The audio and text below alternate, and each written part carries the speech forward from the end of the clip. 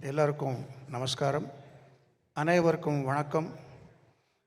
ಎಲ್ಲರಿಗೂ నమస్కార. సబ్కో నమస్కార్.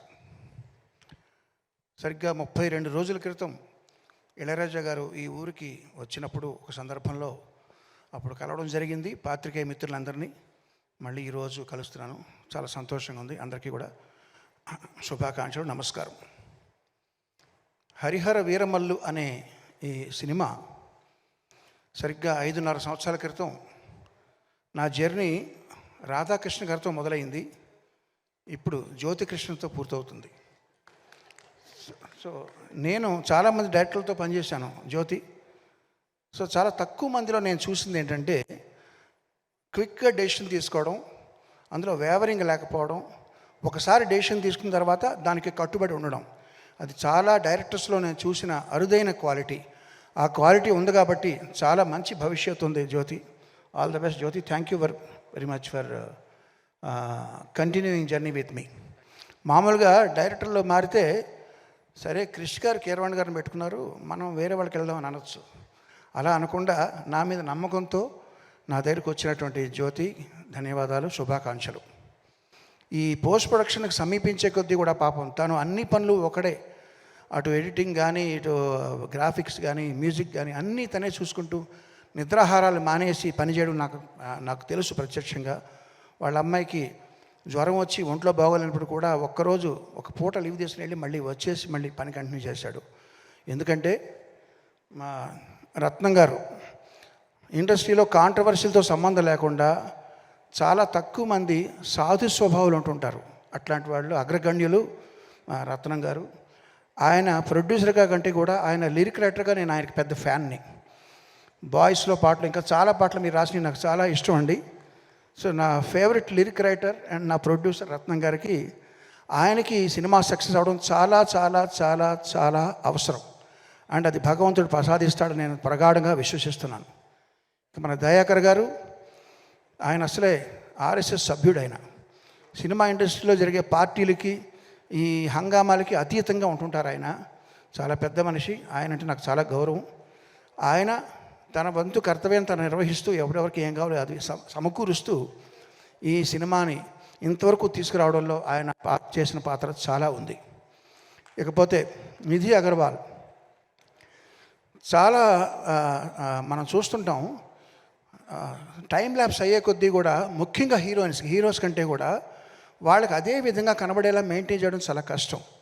ఈ 5.5 సంవత్సరాల క్రితం షూట్ చేసిన కొల్లగొట్టిన అదిరో పాటతోనూ ఎలా ఉందో ఇప్పుడు అలాగే ఉంది. ఇప్పుడు తారతారని ఒక పాటలో కూడా అదే విధంగా ఉంది. సో చాలా ఇది ఏ ప్రయాసాలు కావాలి దానికి. కంగ్రాట్స్ నిధి, చాలా చక్కగా చేసింది. తన పాత్ర చాలా పోషించింది. ఇక ఈ పాటతో ఫస్ట్ టైం నేను అసోసియేట్ అవుతున్నది రాంబాబు గోసాల గారు. ఒక మంచి లిరిసిస్ట్ని ఇంకొక లిరిసిస్ట్ నాకు పరిచయం చేశాడు జ్యోతి. థ్యాంక్ యూ జ్యోతి. చాలా మంచి ఇది ఉంది, విషయం ఉంది మీలో. అలాగే వరదరాజు గారు, మిగతా లిరిసిస్టులు అందులో కూడా వారికి నా ప్రత్యేక ధన్యవాదాలు. ఒక ఇద్దరు వ్యక్తులు ఉన్నారండి, ఏఆర్ రెహమాన్, ఆది. వాళ్ళలో స్పెషాలిటీ ఏంటంటే ఇట్లాంటి ఆవేశపూరితమైన పాటలు బాగా రావాలంటే కోరస్ పాత్ర చాలా ప్రధానం. ఇందులో మీరు గమనించారో లేదో సోలో వాయిస్ లేదు, మొత్తం అంతా కోరసే పాడారు. ఇదివరకు మేము ఒక పాట ఎస్పి బాలు, చిత్ర, బృందం అని ఇచ్చేవాళ్ళం క్రెడిట్స్. అలా కాకుండా వాళ్ళు కూడా టాలెంట్ ఉందని గుర్తించి వాళ్ళకు కూడా పేర్లు రావాలి ఆల్బంలో అని మొట్టమొదటిసారి ప్రయోగం చేసి అందరికీ మార్గదర్శకం అయిన ఏఆర్ రెహమాన్కి ప్రత్యేకంగా ధన్యవాదాలు. ఆ రీతిలో ఇక్కడ పాడిన సింగర్లు అందరూ కూడా ఒక్కొక్కళ్ళు సోలో పాడగలిగిన కెపాసిటీ ఉన్న వాళ్ళందరూ కలిసి వాళ్ళ శక్తిని ఇచ్చారు ఈ పాటకి. ఇక ఆది ఎవరంటారా, ఆడియోలో కోరస్ ఎలాగ శక్తి ఇచ్చారో మామూలుగా మేము ఒక రేంజ్తో చేసిన పాటని 100% నెక్స్ట్ రేంజ్కి తీసుకెళ్లాలంటే లిరికల్ వీడియో చాలా ఇంపార్టెంట్.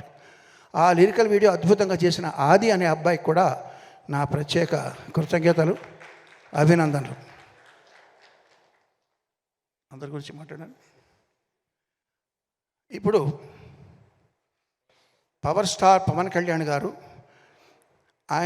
ఆయన మీరందరూ ప్రేమగా పవర్ స్టార్ అంటే నేను అనేది ఏంటంటే ఆయన మూర్తీభవించిన ధర్మాగ్రహం.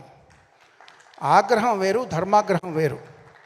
ఆగ్రహం మన అందరికీ వస్తుంది. మనల్ని ఎవరో పర్సనల్గా తిట్టినా, లేకపోతే మనకేదో అనుకున్నది జరగకపోయినా, మనం ట్రాఫిక్ జామ్లో ఇరుక్కున్నా, ఇవన్నీ ఆగ్రహం మన ప్రతి వాళ్ళకి వచ్చేది.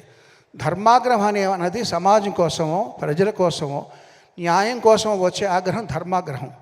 అటువంటిది మూర్తీభవించిన వ్యక్తి ఆయనకి మాత్రమే సరిపడేలా తీర్చిదిద్దిన ఈ హరిహర వీరమల్లు స్టోరీ, ఇది ఆయన తప్ప ఇంకెవరు చేసినా రాణించదని నేను ప్రగాఢంగా నమ్ముతున్నాను.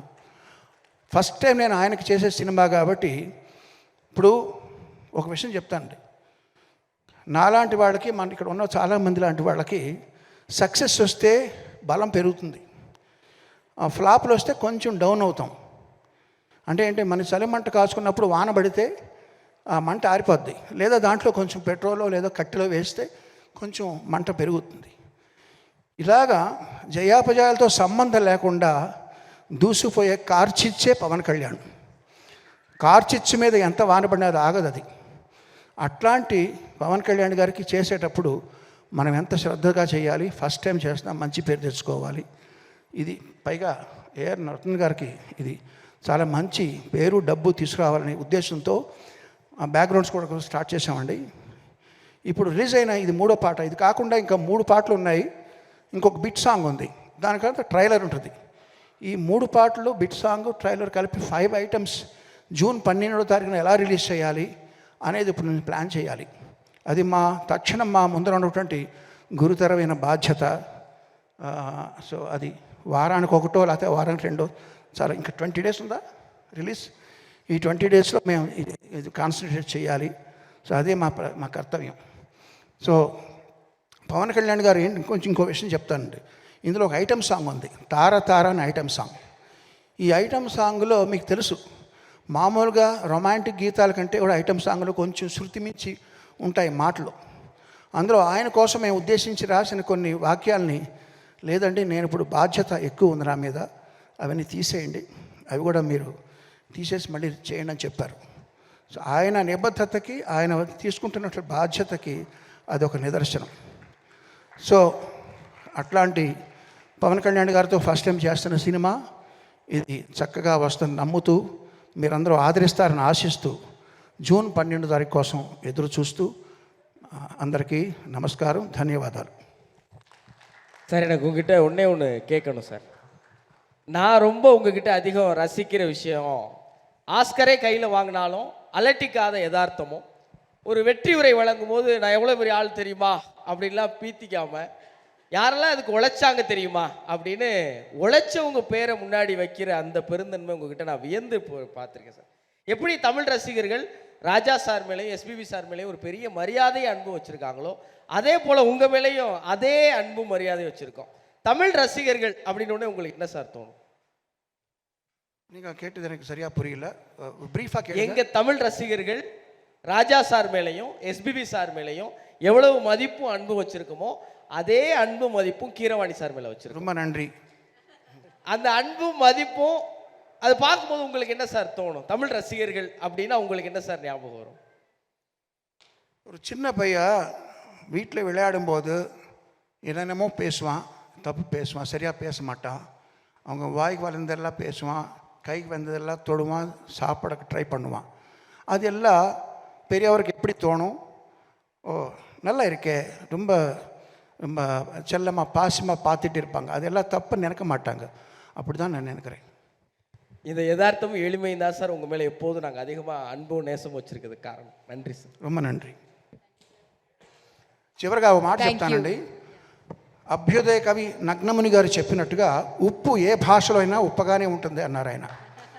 సో ఈ ధర్మరక్షణ కోసం పవన్ కళ్యాణ్ గారి పాత్ర ఏదైతే ఉందో ఈ సినిమాలో హరిహర వీరమల్లు అనే చేసే పోరాటం కూడా అన్ని వర్గాల వారిని ఒకే రకంగా అలరిస్తుందన్న ప్రగాఢ విశ్వాసం. అందరికీ శుభోదయం, నమస్కారం.